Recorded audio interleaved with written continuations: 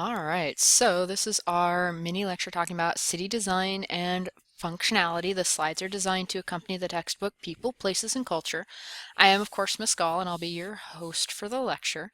So, um, this is really kind of an introductory lecture. There we go. To talk a little bit more about some of the city models, and I know I already posted some of those lectures. So you may end up wanting, after we talk about this, to go back and look at some of those. Really kind of our key question here that we're talking about with the lectures about city models and also with this one is to talk about how are cities organized and also how do they function. Okay, so when we look at cities, and really this will kind of make sense when you stop and think about it in a way that you probably haven't before, cities are set up into certain specific zones that serve certain specific functions, and we call that, wait for it, functional zonation. Okay, so there's zones that exist for certain purposes. All of the houses tend to cluster together in certain areas. All of the businesses tend to be in certain areas. Certain types of businesses tend to cluster together. Okay, and that's really what we mean when we're talking about functional zonation and we're talking about specific purposes or specific functions. So then when we start to look at cities across the world, globalization, right? The impact of globalization on city organization and city function is that there's certain commonalities that we can find from city to city, right? And there are certain kind of common cultural landscapes. And you'll remember we talked about that in Unit 1, is this idea of the cultural landscape being what the landscape that has been imprinted upon the physical landscape, right? So that man-made landscape. So we find that, for instance, the financial districts of many cities are a great place to find certain common cultural landscapes, especially when we're talking about those world cities, those big cities that are hugely impactful, right?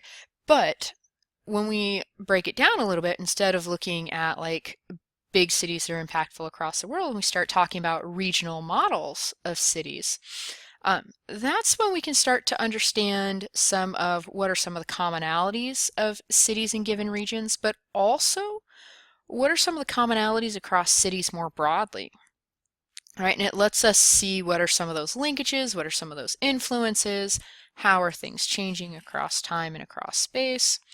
Okay, so to take it back a little bit and talk a little bit about some of the big picture ideas before digging into, and I'll post some more lectures about city models, right? So we talk about those functional zones, some keywords here, right, is that zone is typically preceded by a descriptor. So in other words, it's fill in the blank zone that tells what's the purpose for that area of the city. So it might be a residential zone, right?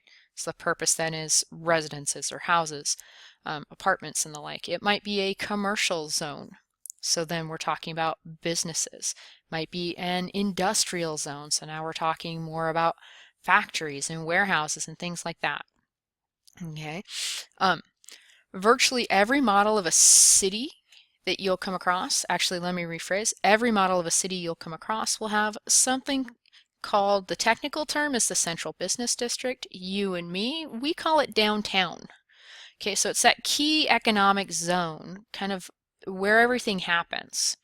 So if we're talking about Seattle, really we're talking kind of about the waterfront and the downtown area here in Federal Way where we live, right? The key economic zone, that central business district, really is 320th and 99, which is a big, if you're not in town, a big shopping district that's got strip malls and a regular indoor mall, but lots and lots of businesses and things.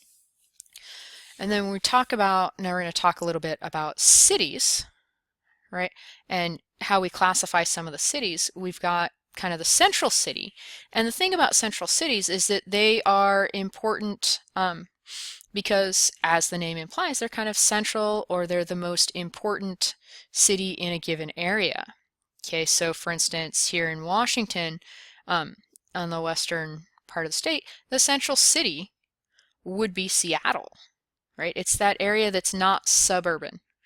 Um, it's the older city areas. You could make an argument for Tacoma as a central city, right?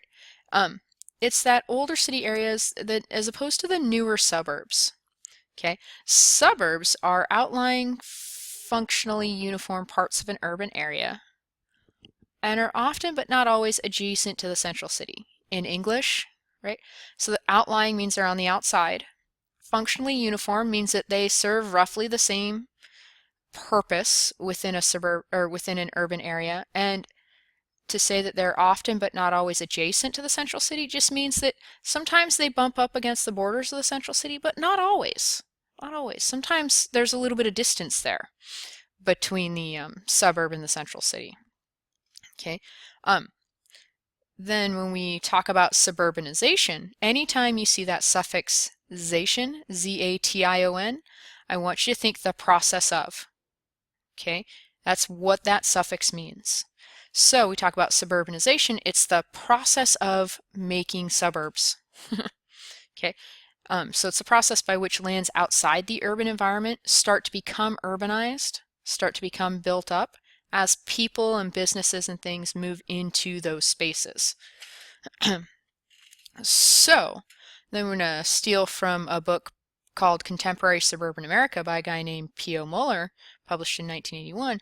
And what he finds in his book is that suburban cities are beginning really, and remember 1981, so we're talking about 35 years ago, okay, are ready to start to compete with the central city for leading urban economic zones. So in other words, suburban cities are not just residential zones, but really by the early 1980s, they're starting to build up their own economic base. They're starting to compete industrially, commercially, right, educationally, and certainly through the 1980s, well into the 1990s, the suburbs were the places that had the best reputations when we're talking about education.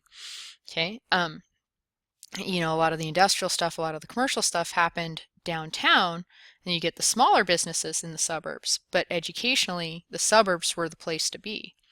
So just to kind of wrap up a little bit, double check, I'm pretty sure that's the last slide though. Oh, no, I lied. We'll wrap up here after we talk about megacities. So we talk about cities in the global periphery and semi-periphery. One of those things that we need to remember is that if we look at a map that shows where are the most people living in cities, we will find the more developed world. Okay, for instance, here in North America, it's somewhere in the neighborhood, I think, of 70–80% live in cities. Okay, same thing in most of Europe.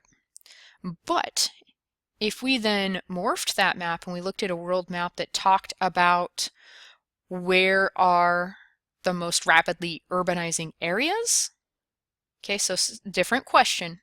What we would find is that those rapidly urbanizing areas are occurring in the periphery and the semi-periphery. And so what we have developing is a lot more of what we call megacities. The basic definition of a megacity is any city that's got 10 million or more people in it. And the number varies a little bit depending on who's doing the defining, but 10 to 15 is usually the number that's right in that range. Okay, so they've got huge populations, large populations. And they also too have a large territorial extent to a large degree. Rapid in-migration. Okay, so lots of people are moving into these cities.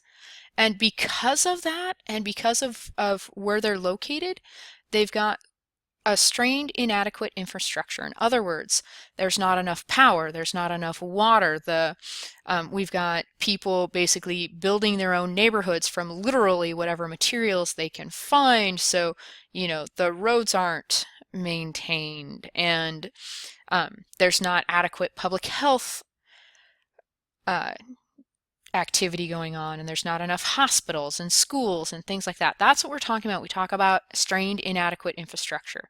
So when you look at a city here in North America, right, the infrastructure works by and large for people. Okay, the infrastructure works. That means that there's enough of those things that you need to live and live comfortably and to have a business and have a business that works. When we're talking about in the periphery and the semi-periphery, it works for some people and not for others, that infrastructure, right? So people who've lived in the city for a generation or two, or people who have made enough money, they're living in areas that are a little bit better off. They, generally speaking, have enough electricity, enough water. They can get their kids to decent schools and the like, right? But as opposed to those folks who are moving in from the countryside, there is not enough infrastructure for them. And so the result is basically, we use the term slums here in the USA. If we were talking about Brazil, we'd be talking about the favelas. And different countries, of course, will have different names for it, right? But slum basically sums it up. These areas that are just not healthy for people to live in because they haven't been built and designed in a way to facilitate that process. So let me go ahead and wrap up a little bit and talk a little bit about, kind of review what we've been talking about. So we talked about functional zonation. In other words, the idea that there's a purpose to the way a city is set up, and certain types of things tend to be put in or clustered in certain areas. Okay, we talked about central cities and suburbs and that process of creating suburbs out of the landscape. We also talked a little bit about kind of what a megacity is and what that might mean for the folks living there. So if you have any questions, I'd be delighted to have you bring them into class and talk to me. And I guess I will see you the next time we meet.